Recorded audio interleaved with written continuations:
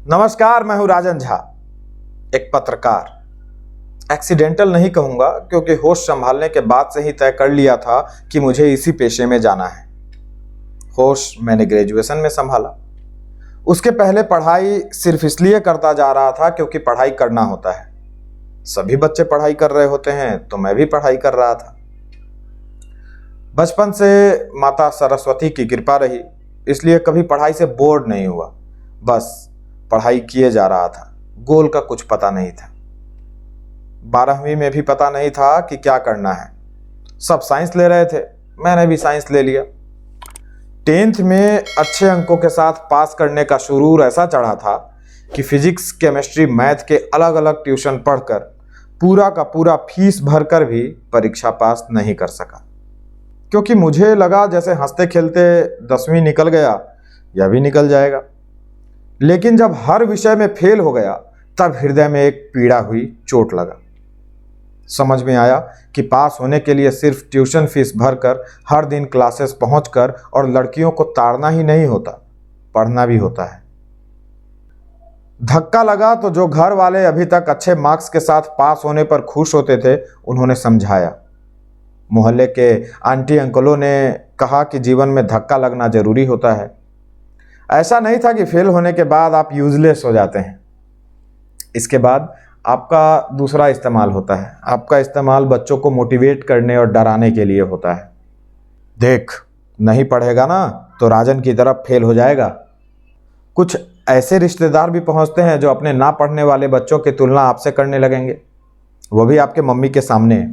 अरे क्या बताएं भाभी, मेरा फलाना भी राजन जैसा है, पढ़ने में मन ही नहीं लगाता, उसका दिमाग भी वैसा ही है। आपको उस फलाने का पता होता है, फिर आप सोचते हैं भगवान अब बस भी करो, कौन से दिन दिखा रहे हो। जिसको अपने ज़िले तक का नाम पता नहीं है उनसे तुलना होने लगी है।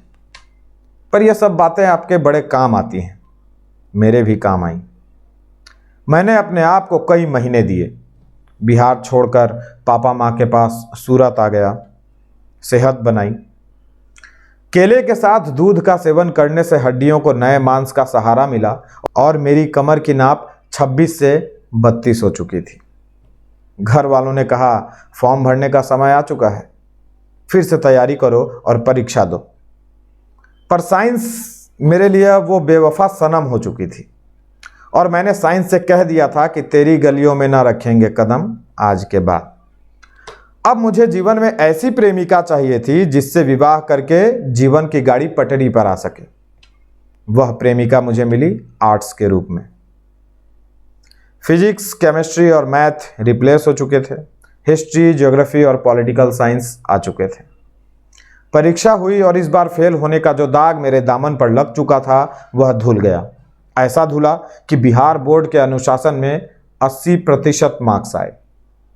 हालांकि इस उपलब्धि का प्रचार ज़्यादा नहीं हो सका और न मैं चाहता था कि ऐसा हो। अब थोड़ी थोड़ी मैच्योरिटी आने लगी थी।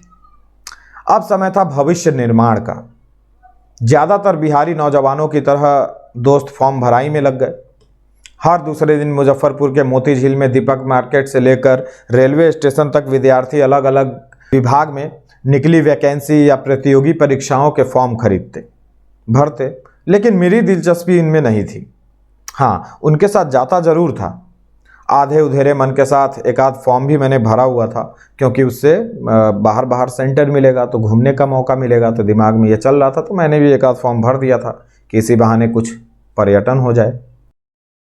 रामदयालु सिंह महाविद्यालय मुजफ्फरपुर के भूगोल विभाग में दाखिला लिया। BA ऑनर्स हुए, फर्स्ट क्लास मार्क्स के साथ। और तब तक मन में पत्रकार बनने की इच्छा जागृत हो चुकी थी। इसकी भी एक कहानी है कि हफ्ते में एक आध बार मोहल्ले में वाद विवाद का आयोजन हो जाता था। जितने स्टूडेंट लोग थे, साथी लोग थे, सब लोग मिल करके एक जगह बैठते थे।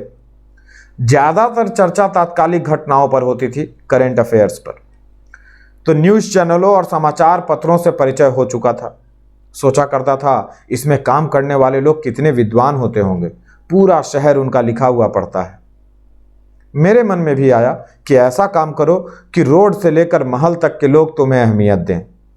न्यूज़ रिपोर्टरों को देखता, कि जहां वे पहुंचते हैं सभी उसका सम्मान करते। घूम रहे पत्रकारों को जो सम्मान मिलता वो देख करके लगता कि वाह, यह काम तो मेरे ही लिए बना है। पता ही नहीं था कि माइक पकड़ने के लिए करना क्या होगा। ना IIMC की जानकारी थी, ना पत्रकारिता के किसी कोर्स की। बस इच्छा थी कि यह काम करना है।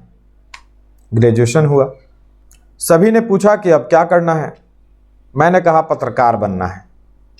मेरे गांव और आसपास के इलाके के लिए यह नया शब्द था। घर वालों से अनुमति भी ली। मुझसे जो छोटे भाई हैं धनंजय, उसने काफ़ी मोटिवेट किया।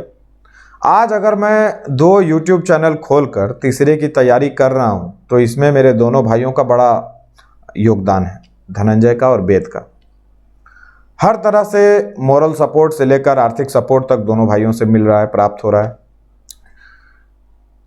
तो जब तय हो गया कि क्या करना है तो सोचा एक बार रेकी करके आते हैं दिल्ली की, क्योंकि वहीं से पत्रकारिता करनी है, सारे पत्रकार वहीं बैठे हैं। दिल्ली गए, न किसी से जान न पहचान, बस इतना जानता था कि मुजफ्फरपुर का एक साथी वहीं रह रहा है, हर्षवर्धन, हम लोग गोलू बुलाते हैं उसको। उसने अपना अच्छा डेरा जमाया हुआ था, उत्तम नगर के पास पहुंचे। उसे भी पत्रकारिता की अधिक जानकारी नहीं थी। तो जब उसने मेरे विचार सुने तो उसने कहा कि चलो गूगल कर लेते हैं। मैंने कहा ठीक है। तो पत्रकारिता का अच्छा इंस्टीट्यूट तलाशने के लिए गूगल किया जाने लगा। अच्छा, यह सब बातें 2014 की हैं। मैंने एक ही बात कही कि भाई देखो, अच्छा कॉलेज या संस्थान नहीं खोजना है, सबसे सस्ता जो हो वो खोजना है। घर की स्थिति के हिसाब से मैंने उससे ये बातें कही थी। तो 2008 या 9 में जो कॉन्फिडेंस मेरा लूज़ हुआ था, चला गया था, अब वो वापस आ गया था। हनुमान जी का कॉन्फिडेंस एक जामवंत की वजह से वापस आया था। और मुझे तो लाइफ में इतने जामवंत मिले कि पूछिए मत। घर से लेकर बाहर तक, गोलू, दीपक भैया, मेरे दोनों भाई, माँ पापा, सगे संबंधी, सब मेरे लिए जामवंत थे। फिर गोलू भाई ने आधे दिन के रिसर्च के बाद मुझे एक लिस्ट थमाया, जिसमें सबसे कम फीस था नोएडा के एक संस्थान का, जिम्सी मतलब जागरण इंस्टीट्यूट ऑफ मास कम्युनिकेशन, और उनका टाइप था गलगोटिया यूनिवर्सिटी के साथ। यहाँ पढ़ाई करते और वहाँ जाकर परीक्षा देते। यहाँ मैंने वह गलती नहीं की जो मुजफ्फरपुर में की थी, और नतीजा यह हुआ कि फिर से अच्छे नंबरों के साथ पत्रकारिता में मास्टर्स की डिग्री हासिल की। फिर मेरे साथ वही हुआ जो बाकी के युवा पत्रकारों के साथ होता है। परीक्षा पास करने के बाद पहले इंटर्नशिप के लिए दौड़ो और फिर नौकरी के लिए।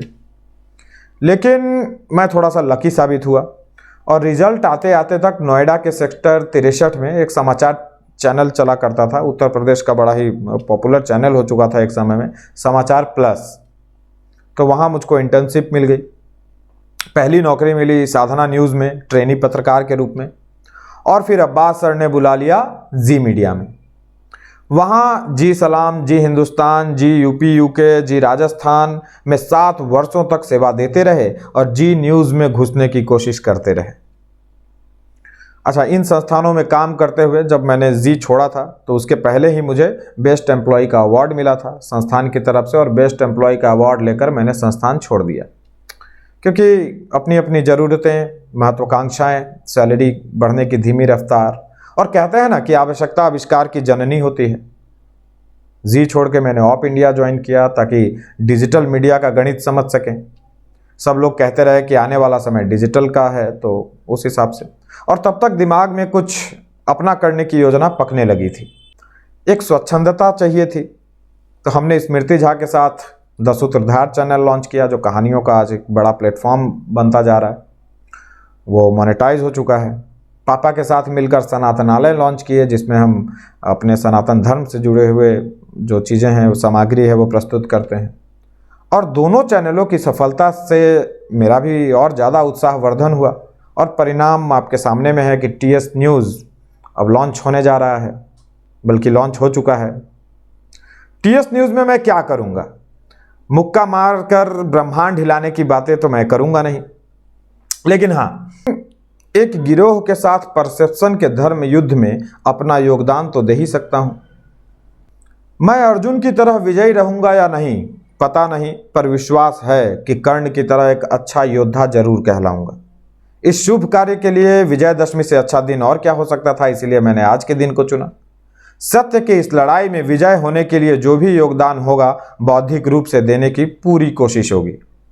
यह महाभारत से कम नहीं है, जहां छल, प्रपंच, नीति, कुनीति, षड्यंत्र सब का सामना करना है। विचारधारा जो मुझे जानते हैं उनको पता है, देश और धर्म पहले, बाकी चीजें बाद में। अभी अकेला हूं, घर और परिवार के लोगों से जो सहयोग मिल रहा है, मदद मिल रही है।